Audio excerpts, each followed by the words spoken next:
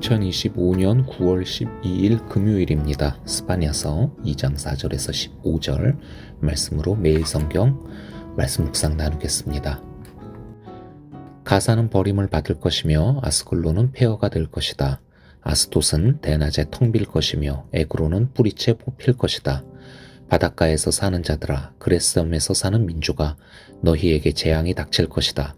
블레셋 땅 가나안아, 주님께서 너희에게 판결을 내리신다. 내가 너희를 없애버려서 아무도 살아남지 못하게 하겠다. 바닷가의 땅은 풀밭이 되고 거기에 목동의 움막과 양떼의 우리가 생길 것이다. 바닷가 일대는 살아남은 유다 가문의 몫이 될 것이다. 거기에서 양떼를 먹이다가 해가 지면 아스글론에 있는 집으로 가서 누울 것이다. 주 그들의 하나님이 그들을 돌보셔서 사로잡혀 있는 곳에서 돌아가게 하실 것이다. 모압이 욕을 퍼붓는 것과 암몬 자손이 악담을 퍼붓는 것을 내가 들었다. 그들이 나의 백성에게 욕을 퍼붓고 국경을 침범하였다. 그러므로 나는 나의 삶을 두고 맹세한다. 이스라엘의 하나님 만군의 주가 선언한다.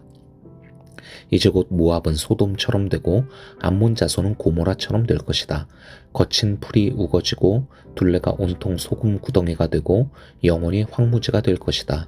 살아남은 나의 백성이 그들을 털며 살아남은 나의 결혜가 그 땅을 유산으로 얻을 것이다. 이것은 그들이 거만을 떤 것에 대한 보복이다. 그들이 만군의 주님의 백성에게 욕을 퍼부은 탓이다. 주님께서 땅의 모든 신을 파멸하실 때에 사람들은 주님이 무서운 분이심을 알게 될 것이다. 이방의 모든 섬 사람이 저마다 제 고장에서 주님을 섬길 것이다. 에티오피아 사람아, 너희도 나의 칼에 맞아서 죽을 것이다. 주님께서 북녘으로 손을 뻗으시어 아시리아를 멸하며 니느웨를 황무지로 만드실 것이니 사막처럼 메마른 곳이 될 것이다. 골짜기에 사는 온갖 들짐승이 그 가운데 떼를 지어 누울 것이며 갈가마귀도 올빼미도 기둥 꼭대기에 깃들 것이며 창문턱에 앉아서 지저귀일 것이다. 문간으로 이르는 길에는 돌조각이 너저분하고 송백나무 들보는 사가 버릴 것이다.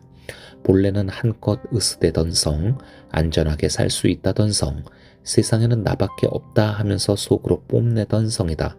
그러나 어찌하여 이처럼 황폐하게 되었느냐? 들짐승이나 깃드는 곳이 되었느냐? 지나가는 사람마다 비웃으며 손가락질을 할 것이다. 앞서 스바냐서 1장에서 스바냐 선지자는 유다와 예루살렘에 임할 여호와의 심판에 대해서 예언하였습니다. 하나님을 섬기면서 동시에 우상을 숭배하고 악행을 일삼던 이들의 죄를 물으며 하나님께서 사람과 짐승, 새와 물고기를 진멸하실 것이라고 말했죠. 그러면서 그러한 주님의 진노의 날이 이르기 전에 모여서 주님을 찾고 회개하라고, 겸손하게 살고 의를 행하라고, 그리하면 혹시 그 화를 피할지도 모르겠다라고 그렇게 권면하였습니다. 유다와 예루살렘의 회개를 촉구하기 위해서 1장과 2장 1절에서 3절에 그 메시지가 그렇게 선포되었었던 것이지요. 이제 유다의 사방에 있는 나라들의 멸망을 선지자는 선포하기 시작합니다. 먼저 4절에서 6절에서 유다의 서쪽에 있는 블레셋에 대한 심판을 이야기하죠. 4절을 보겠습니다. 가사는 버림을 받을 것이며 아스글론은 폐허가 될 것이다. 아스돗은 대낮에 텅 빌 것이며 에그론은 뿌리째 뽑힐 것이다. 원래 가사, 가드, 아스돗, 아스글론, 에그론 이렇게 5개 도시의 연합체가 블레셋 이 나라였었죠. 그런데 가드라고 하는 도시는 히스기야 시대 때 아시리아의 침공을 받아 거의 괴멸하기에 이릅니다. 그래서 지금 4개 도시만, 가드를 뺀 4개 도시만 언급이 된 것이죠. 블레셋은 원래 그리스 문명 그 지역에 있었던 사람들이 지중해를 건너와서 가나안 땅 그 지중해 해안가에 정착해서 세운 나라입니다. 그래서 5절을 보면은 이들을 그렛 섬에서 사는 민족아라고 부르고 있죠. 그렛은 우리에게는 크레테라는 이름으로 익숙하죠. 아무튼 이들은 멸망의 심판을 지금 선고받았습니다. 8에서 11절은 유다의 동쪽에 있는 모압과 암몬에 대한 심판의 선포입니다. 8에서 9절을 봅시다. 모압이 욕을 퍼붓는 것과 암몬 자손이 악담을 퍼붓는 것을 내가 들었다. 그들이 나의 백성에게 욕을 퍼붓고 국경을 침범하였다. 그러므로 나는 나의 삶을 두고 맹세한다. 이스라엘의 하나님 만군의 주가 선언한다. 이제 곧 모압은 소돔처럼 되고 암몬 자손은 고모라처럼 될 것이다. 창세기 아브라함 이야기 보게 되면은 그때 하나님께서 소돔과 모압이라고 하는 그 두 도시를 불과 유황으로 멸하셨지요. 그래서 황무지가 되게 됩니다. 바로 그런 것처럼 이 암몬과 모압 이 두 나라를 그렇게 심판하겠다라고 합니다. 이들이 거만하게 만군의 주님의 백성에게 욕을 퍼부었기 때문이라고 말씀하시면서 말이죠. 12절에서는 유다의 남쪽에 있는 에티오피아가, 그리고 13절에서는 북쪽의 아시리아가 하나님의 심판의 대상이 될 것이라고 말합니다. 자, 에티오피아는 저기 굉장히 멀리 있는 그 남쪽 아프리카에 있는 나라죠. 특별히 유다와 무슨 갈등을 빚었었을까? 그래서 이런 이야기가 나올까? 조금 의아한데, 원문에서는 구스라고 하는 이름으로 불립니다. 구약에서 구스는 종종 이집트와 연합해서 이스라엘을 침공했었던 그런 나라이지요. 특별히 역대하 14장에 보게 되면은 유다의 아사왕 때에 이 구스 사람 세라라고 하는 자가 무려 100만의 대군 그리고 병거 300대를 몰고 와서 유다 땅을 침략한 일이 있습니다. 그래서 이 유대인들에게는 이집트와 함께 이 구스가 굉장히 큰 강한 적이라고 하는 이미지로 이제 머리에 남은 그런 나라라고 할 수 있겠죠. 이들이 이렇게 심판을 받는 이유에 대해서 15절에 이렇게 나와 있습니다. 본래는 한껏 으스대던 성, 안전하게 살 수 있다던 성, 세상에는 나밖에 없다 하면서 속으로 뽐내던 성이라고 말입니다. 물론 아시리아를 포함해서 지금 이렇게 묘사를 하고 있는 건데, 이런 강한 제국과 같은 이런 나라들이 공통적으로 이런 좀 성향들을 갖고 있죠. 우리는 강하다, 우리는 망하지 않는다, 우리는 안전하다, 그리고 우리의 힘으로 너네를 멸하는 것은, 너네를 다스리는 것은, 너네의 것을 빼앗는 것은 그거는 당연한 일이다.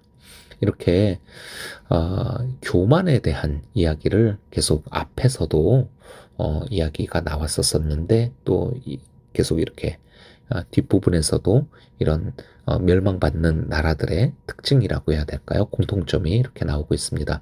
2장 3절에서 유다 백성들에게 너희가 하나님의 심판에서 피하려면은 겸손해야 된다, 겸손하라 라고 하였었던 그 메시지와 이렇게 또 의미적으로 계속 통하는 그런 메시지라고 볼 수 있겠죠. 자, 1장에서 유다와 예루살렘의 심판과 멸망의 메시지를 선포했던 스바냐 선지자는 왜 2장에서 유다의 동서남북의 적들에 대한 그런 심판과 멸망을 이야기한 것일까요? 사실 이곳에서 유다 땅에 있는 스바냐가 저 멀리 있는 에티오피아 사람들 들으라고, 지금 이런 아시리아 사람들 들으라고 메시지를 적고 또 선포하는 것은 아닐 텐데 말이죠. 유다 사람들 들으라고 하는 얘기거든요. 이것도 사실. 근데 자, 생각해 보겠습니다. 우상을 숭배하며 악을 자행하고 그러면서도 자신들은 망하지 않고 복을 누리리라 자만하고 자만하는 이 강한 자들이 거만하게 약한 자들을 핍박하는 죄를 저질렀던 것이, 1장에서는 유다의 지도자들과 또 백성들이었었고요. 그리고 지금 2장에서는 이 블레셋과 또 에티오피아와 그리고 모압과 암몬 그리고 아시리아인데, 자,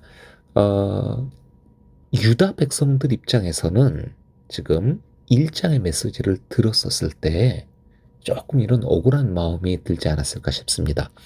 우리가 잘못을 하기는 했죠. 그런데 우리가 온전하게까지는 못하더라도 그래도 우리는 성전에서 하나님을 예배하는 것을 쉰 적이 없습니다. 그리고 우리가 이렇게 저지른 악들은 저 주변 나라들, 제국들의 그런 행했었던 악과 비교해 보면은 우리는 정말 양반입니다. 어, 근데 지금 우리는 그렇게 아주 혹독한 심판을 받게 된다라고 그렇게 말씀하시는데 저들은 그렇게 악한 일들을 행하면서도 얼마나 떵떵거리면서 권세를 누리면서 살고 또 우리를 침략하고 있습니까? 하나님은 우리가 아니라 저들을 먼저 치셔야 하는 것 아닙니까? 이런 좀 마음 품지 않았을까요? 어, 근데 1장을 마치고 나서 스바냐 선지자가 곧 이어서 유다와 예루살렘만을 하나님께서 심판하시는 것이 아니라 블레셋과 암몬, 모압, 그리고 구스와 아시리아 등 이스라엘의 사방의 모든 이 패악한 족속들을 심판하시겠다라고 그렇게 말씀을 하신 것이죠. 할 말이 없어졌을 겁니다. 자, 근데 또 생각해 보면은 하나님은 결국 뭐 유대 백성뿐만이 아니라 당신의 그 백성들인 유다 백성들뿐만이 아니라 또 세상의 모든 또 나라들과 이 민족들을 다 이렇게 심판하시겠다라고 하시고 계시는 건데 사실 하나님의 기준에 미치는 그런 나라가 백성이 어디 있겠습니까? 결국은 모두 심판을 받게 되는 것이거든요. 그렇다고 한다면은 우리 구약에 나오는 이 하나님은 정말 심판 매니아, 심판하기 위해 사시는 분, 이 무서운 분으로 우리가 인식할 수밖에 없을 것 같은데, 그런데 앞서 2장 1절에서 3절에서 1장에서 아주 무섭게 심판의 메시지를 얘기하신 다음에 넘어가서 2장 1에서 3절에서 동시에 하나님께서 또 피할 길을 가르쳐 주시잖아요. 어, 의로움과 겸손한 삶을 유다 백성들에게 촉구하시면서 그러면서 너희가 이 말에 순종함으로 심판을 피하라 말씀하십니다. 그러니까 결국 이 심판의 메시지는 당신의 백성들을 거룩함으로 이끄는 그런 방법으로 주님께서 사용하고 계신 것이죠. 그렇다고 한다면 이번에도 이 2장에서 열방의 나라들을 지금 심판하시겠다라고 선포를 하셨는데 이러한 메시지를 통해서 역시 또 이들에게도 역시 그들을 주님의 백성으로 삼고자 하시는 그런 주님의 또 이후에 또 이야기가 나오지 않을까요? 자, 내일의 본문인 3장을 묵상하면서 우리 이 질문의 답을 확인하도록 합시다. 일단 오늘 본문에서 강조하고 있는 내용을 정리하며 마무리하겠습니다. 하나님은 온 세계의 주관자이십니다. 유다와 예루살렘만의 하나님이 아니시라. 그들은 지금 모르고 또 인정하지 않을지 모르겠지만은 아시리아의 이집트의 에티오피아의 블레셋의 모압과 암몬의 흥망성쇠가 주님 손에 달려 있습니다. 세상의 헛된 우상들은 무너질 것이고 또 교만하고 거만한 자들은 부끄러움을 면치 못하게 될 것입니다. 하나님의 심판의 메시지는 주님의 백성들에게는 회개의 기회이기 때문에 우리는 이런 심판의 메시지에 대해서 두려움이 아니라 소망으로 받아야 하겠습니다. 주님은 주님께 회개하고 그 말씀에 순종하는 자리로 돌아오는 자들에게 은혜를 베푸실 것을 약속하시고 또 그 대상은 유대인의 혈통을 초월해서 모든 열방의 백성들에게도 동일할 것입니다.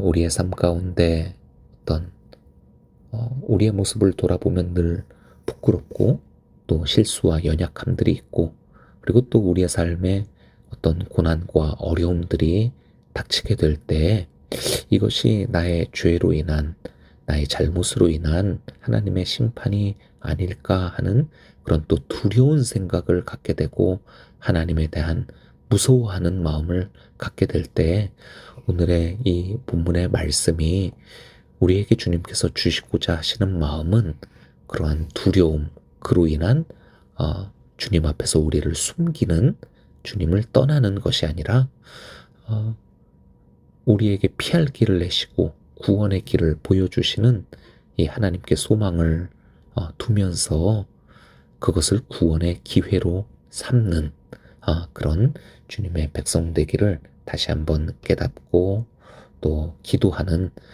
그것을 촉구하는 오늘의 메시지로 저희가 받았으면 좋겠습니다. 함께 기도하겠습니다. 하나님 아버지,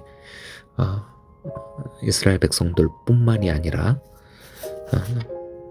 주변의 나라들, 이스라엘 백성들보다 어쩌면은 더 악하고 주님 앞에서 더 패악한 그런 일들을 행하는 그런 나라들에게 오늘 심판과 멸망의 메시지를 선포하시는데, 이것이 또 모든 것을 진멸하고자 하시는, 파괴하고자 하시는 하나님의 뜻이 아니라 그들에게도 구원의 기회를 베풀고자 하시는 하나님의 선하신 초대임을 저희가 믿습니다. 좌우를 분변치 못하는 자들이 니누의 도성에 이렇게나 가득한데 어찌 내가 함부로 쉽게 그들을 멸망시키겠느냐 말씀하셨었던 그 하나님의 마음을 오늘 기억하며 우리에게도 동일하게 우리의 지금의 고난과 또 어려움들이 우리를 주님 손에 돌이키고자 깨닫게 하시기 원하시는 하나님의 인도하심에 우리에게 복 주시기 원하시는 하나님의 선한 기회의 초청으로 오늘 저희가 다시 한번 마음을 새롭게 할 수 있게 하여 주시옵고, 그러한 마음으로 오늘 하루 힘을 내어 하나님의 말씀을 묵상하며 주의 백성으로서 겸손하게 선을 행하며 살아가기를 결단하는 저희 되게 하여 주시옵소서. 예수 그리스도의 이름으로 기도합니다. 아멘.